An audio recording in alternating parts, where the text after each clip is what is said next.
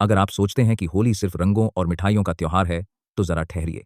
इस बार कोरांव तहसील के खीरी थाना क्षेत्र में किसानों ने होली मिलन को एक आंदोलन जैसा बना दिया। सच कहें तो जब मैंने सुना कि श्री राम प्रतिष्ठानम गेस्ट हाउस में भारतीय किसान यूनियन ने किसान होली मिलन रखा है, तो मुझे लगा ये तो कुछ अलग ही कहानी होगी। और सच में आज के एपिसोड में हम जानेंगे किसान होली मिलन का असली मकसद क्या था, वहां के माहौल का रंग ढंग कैसा था, किसानों ने कौन सी चुनौतियां उठाईं और आखिर क्या संकल्प लिए गए। तो चलिए सबसे पहले बात करते हैं कि ये खास आयोजन हुआ कैसे और क्या क्या अनोखा रहा। फिर धीरे धीरे चर्चा करेंगे मंच की हलचल, किसानों की आवाज़ और संगठन की ताकत पर। सबसे पहले तो मंच पर अतिथियों का माला पहनाकर स्वागत हुआ, वो पारंपरिक अंदाज, लेकिन उसमें एक अलग अपनापन दिखा। मुझे वो पल काफी भावुक लगा जब किसानों ने एक दूसरे को अबीर गुलाल लगाया, मानो होली के रंगों में किसान राजनीति, जाति या किसी भेदभाव को भूलकर सिर्फ भाईचारे में रंग गए हों। ऐसे आयोजनों में असली ताकत यही दिखती है जब हर कोई मिलकर एकता का संदेश देता है और छोटे छोटे इशारों में बर भी बातें कह देता है। और फिर असल में ये एकता ही तो किसानों की सबसे बड़ी पूंजी है, खास तौर पर ऐसे समय में जब चुनौतियां लगातार बदल रही हैं। आगे मंच की सबसे खास बात यह रही कि बबलू दुबे, मंडल अध्यक्ष प्रयागराज, ने नायब तहसीलदार कोराम को ज्ञापन सौंपा। और उस मौके पर उन्होंने किसानों की समस्याओं पर बेबाक चर्चा भी की। आप देखिए, ऐसे मंच किसानों के लिए सिर्फ त्योहार नहीं, अपनी आवाज उठाने का मौका भी बन जाते हैं। उन्होंने यह भी कहा कि होली हमें भेदभाव भुलाकर एकजुट होने की प्रेरणा देती है। ऐसी बातों से माहौल में ऊर्जा आ जाती है।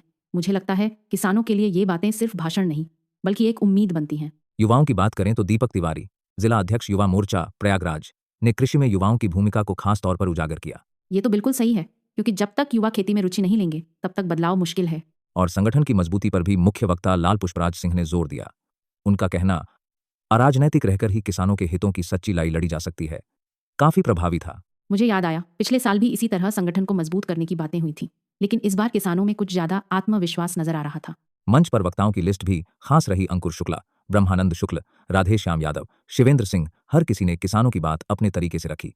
और अध्यक्षता एडवोकेट सुशील केशरवानी ने की, जबकि संचालन श्री राम प्रजापति ने। मुझे अच्छा लगा कि मंच संचालन भी बहुत सहज था, कोई औपचारिकता नहीं, बस जमीन से जुड़ी बातें।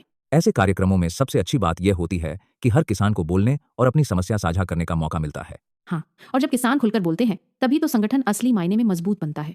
कार्यक्रम के अंत में जलपान की व्यवस्था भी रही, लेकिन उससे भी खास बात यह थी कि किसानों ने संगठन को और मजबूत बनाने का संकल्प लिया। यह सुनकर अच्छा लगा कि स्थानीय किसानों ने अपनी समस्याएं खुलकर रखी और साथ ही संगठन को नई ऊर्जा देने की बात कही। ये संकल्प असल में आने वाले समय की तस्वीर बदल सकते हैं, अगर हर किसान इसी तरह संगठित होकर आगे बढ़े। मुझे लगता है आज के इस होली मिलन ने किसानों को न सिर्फ रंगों में बल्कि उम्मीदों और हौसले में भी रंग दिया। तो आज की बातचीत से 3 बातें साफ निकलती हैं। पहली, त्योहार सिर्फ खुशी नहीं, एकजुटता का मौका भी है। दूसरी, किसानों की हर आवाज मायने रखती है। और तीसरी, जब संगठन मजबूत होता है तो बदलाव मुमकिन है। और अगर आप भी किसान समुदाय से जुड़े हैं या उनकी आवाज़ को सुनना चाहते हैं, तो अगली बार ऐसे आयोजनों में जरूर हिस्सा लें। यहीं से असली बदलाव की शुरुआत होती है। आशा है आपको आज का एपिसोड पसंद आया होगा। अपने अनुभव या सवाल हमें जरूर भेजें और अगले हफ्ते हम फिर मिलेंगे एक नई कहानी के साथ। तब तक जूहे रहिए, सोचिए और एकजुट रहिए, क्योंकि बदलाव रंगों से ही नहीं, हौसलों से भी आता है। धन्यवाद। अपने विचार रखेंगे और मैं ऐसे आपको मांगता तस्वीर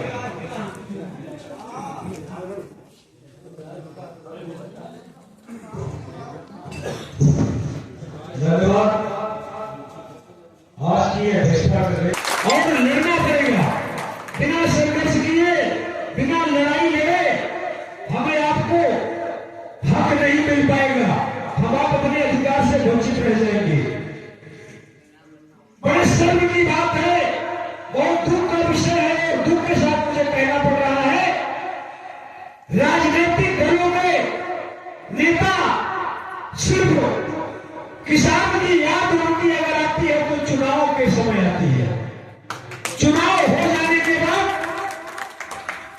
उनके पास वक्त और समय किसान और गरीब के बीच में जाने के लिए नहीं रहता और किसानों की आवाज पार्लियामेंट में उठाने का काम नहीं करते।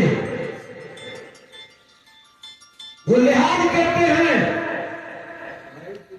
5 वर्ष की संपूर्ण जिम्मेदारी हमारा गरीब और किसान देकर उन्हें पार्लियामेंट में भेजने का काम करता है। फिर भी वो किसानों की बात, किसानों की समस्या उठाने से कतराते हैं। यह बहुत दुख का विषय है। ऐसे विधायक सांसदों का भी विरोध होना चाहिए। काम बोल करके आपको सुनने की आवश्यकता है। आप इस देश की सबसे बड़ी ताकत है।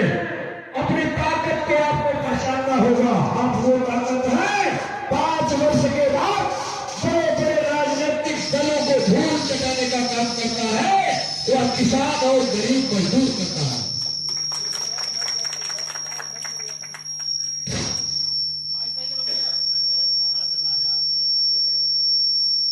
आप लोगों को जानना होगा और जगाना होगा।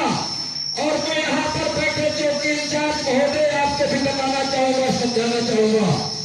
आप किसान के परिवार से आए हो, मैं तहसीलदार का भाव से भी मैं आग्रह करना चाहूंगा। आप हमारे पड़ोस के जिले से जनपद से हो और यही यूनिवर्सिटी जो पहले के आप तीसरे से हो और मैं तहसीलदार की तरफ से हो, हमारे संगठन के परिवार की तरफ से आपको धन्यवाद बधाई देना चाहूंगा। यह हमारे जनपद में डीएम बने हैं और सही दूसरा विषय है, जिस दिन लड़ियारी बाजार लगाई जाती है, कोई दरोगा यहाँ का है वो रिश्वत खोलने लगता है। मैं साहब नोट कर लीजिए, ये मेरे दिमाग की मेमोरी में नोट हो गया। चौकी इंचार्ज को बताना चाहूंगा, उस अपने दरोगा को समझाने का काम करिए, वो अपने रवैये बदल दे, अन्यथा पूरे प्रदेश में नौकरी करना सिखा दूंगा उनको। पूरे प्रदेश की बात कर रहा हूँ, जहां आचार्य पाएंगे, जहां जा जाएंगे वहां हमारे किसान को मिलेंगे और नौकरी करना उनको सिखाएंगे। रिश्वतखोरी बंद कर दें। बाजार के लिए अगर आप चेकिंग लगाते हैं तो कहीं थोड़ा भाग के लगाए, आने वाले व्यापारियों को दिक्कत ना हो। 100 रुपए बिल्कुल सही कह रहे हैं। एक जवान जी ने कहा हेलमेट अनिवार्य है, मैं भी मानता हूँ हेलमेट लगाना अनिवार्य है, लेकिन लोग 500 मीटर की दूरी से अगर कोई मोटरसाइकिल से जाता है तो बिना हेलमेट भी चला जाता है कभी कभी। और जब दरोगा जी को 100 रुपया दे दिया, 200 रुपया दे दिया, तो 100 रुपये हेलमेट लग गया उसकी। 200 रुपया दरोगा जी पाए, दीवान जी पाए तो हेलमेट लग गया। 200 रुपया पाए, गाड़ी का इंश्योरेंस हो गया। 200 रुपया 500 रुपया पाए, आपसी बुक खुल गई। छोड़ दिए ये घिनौना अपराध, घिनौना काम करना बंद कर दो। किसान बंद करना चाहता है, मैं सम्मान करता हूँ। आप जवान हैं तो ये किसान हैं। आप अडानी और अंबानी के घर से पुलिस महकमे में नौकरी करने नहीं आए हैं, आप भी हमारे घर के हैं। मैं आपकी इज्जत करता हूँ, सम्मान करता हूँ। आपको सोचना होगा, समझना होगा कि हमारे किसान कितनी परेशानियों से पीड़ित हैं, झेल रहे हैं। उनकी समस्या अगर जेन्युइन है, सही समस्या रहती है तो आपका निष्ठान करना है।